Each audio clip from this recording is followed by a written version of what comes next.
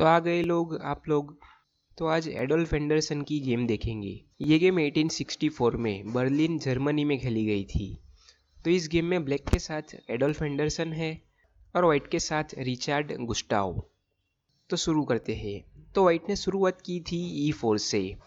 E5, knight to F3, knight to C6, bishop to B5, Ruy Lopez opening, knight to F6, Berlin defence, D3, bishop to C5, C3 और Anderson ने castle किया king side. Bishop takes knight और white ने अपने bishop को exchange करवा लिया। B takes bishop, knight takes E5। नाइट जाने के बाद इस पॉन पर सपोर्ट नहीं रहा, इसीलिए इस पॉन को ले लिया। D5 और वाइट ने कैसल किया। D takes E4, D4, bishop to D6, knight takes C6 और क्वीन पर प्रेशर बनाया। Queen to E8, knight to A5, queen to B5, knight to B3, bishop to G4 और क्वीन पर pressure बनाया। तो आप देख सकते हैं कि एडोल्फ एंडरसन के सभी पीसीस बोर्ड पर है और ब्लैक के क्वीन साइड के माइनर पीसीस डेवलप नहीं हो पाए। तो वाइट ने कंटिन्यू किया क्वीन टू D2 से। और अभी वीडियो पॉज करके सोचिए कि एडोल्फ एंडरसन ने क्या मूव किया होगा। आप देख सकते हैं कि क्वीन हटने के बाद इस रुक पर कोई सपोर्ट नहीं रहा किंग के अलावा, और ये बिशप की आई यहाँ पर H2 पर है। तो एंडरसन ने इस पॉन को लेकर अपने बिशप को सेक्रीफाइस कर दिया, लेकिन सेक्रीफाइस नहीं बोल सकते क्योंकि किंग के पास दो ही ऑप्शन है और जहाँ पर भी किंग जाता है ये रुक चला ही जाएगा। तो वाइट ने इस बिशप को लिया और अपने रुक को दिया। क्वीन टेक्स रुक, क्वीन टू F4। और वापस एक बार सोचिए कि एडोल्फ एंडरसन ने क्या मूव किया होगा।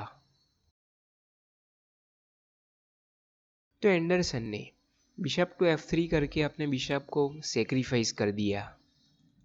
तो वाइट ने इस सेक्रीफाइस को एक्सेप्ट किया। जी टेक्स बिशप और पॉन हटने के बाद इस पॉन पर कोई सपोर्ट नहीं रहा, तो यहाँ पर डायरेक्ट चेकमेट की थ्रेट थी। तो वाइट ने इस बिशप सेक्रीफाइस को एक्सेप्ट किया। क्वीन टेक्स F2 चेक और किंग के पास ज़्यादा ऑप्शन नहीं है, आप देख सकते हैं। तो वाइट ने अपने किंग को H1 पर मूव किया और एडोल्फ एंडरसन ने ई टेक्स F3 किया और ये पॉन बहुत करीब पहुंच चुका है प्रमोटिंग स्क्वायर से। और अभी तक वाइट के क्वीन साइड के माइनर पीसीस डेवलप नहीं हो पाए हैं और ये नाइट भी बहुत दूर है, तो वाइट का किंग बहुत वीक हो चुका है। तो यहाँ पर डायरेक्ट चेकमेट की थ्रेट है। तो वाइट ने पहले क्वीन टू H2 करके इस चेकमेट को प्रिवेंट किया और क्वीन एक्सचेंज की ऑफर दी। और यहाँ पर एक फाइनल बार वीडियो पॉज करके सोचिए कि एंडरसन ने क्या मूव किया होगा जिसके बाद वाइट ने यहाँ से रिजाइन ही कर दिया। तो एंडरसन का final move queen to E1 check, और इस मूव के बाद वाइट ने यहाँ से रिजाइन ही कर दिया क्योंकि आप देख सकते हैं कि किंग के पास तो कोई ऑप्शन है ही नहीं जाने के लिए, तो वाइट को अपनी क्वीन को ही लाना पड़ेगा बीच में। और फिर एंडरसन यहाँ से F2 कर सकते हैं और अपनी क्वीन पर सपोर्ट बना सकते हैं और साथ में वाइट की क्वीन पर अटैक। तो डायरेक्ट चेकमेट की थ्रेट होगी और वाइट अपनी क्वीन को यहाँ पर तो ला नहीं पाएगा क्योंकि क्वीन जा रही है। तो वाइट को यहाँ पर इस क्वीन को लेना ही पड़ेगा और फिर ये पॉन क्वीन को लेकर क्वीन में तब्दील हो जाएगा और फिर रुक आसानी से आकर यहाँ पर चेकमेट कर सकता है। और अभी तक वाइट के पीसीस वैसे के वैसे ही है, तो वाइट की गेम पूरी तरीके से बिगड़ चुकी थी। और एक बात मैं कहना चाहता हूँ कि यहाँ पर क्वीन टू F1 चेक नहीं दे सकते क्योंकि फिर क्वीन यहाँ पर आ जाएगी बीच में और क्वीन को यहाँ से हटाना पड़ता।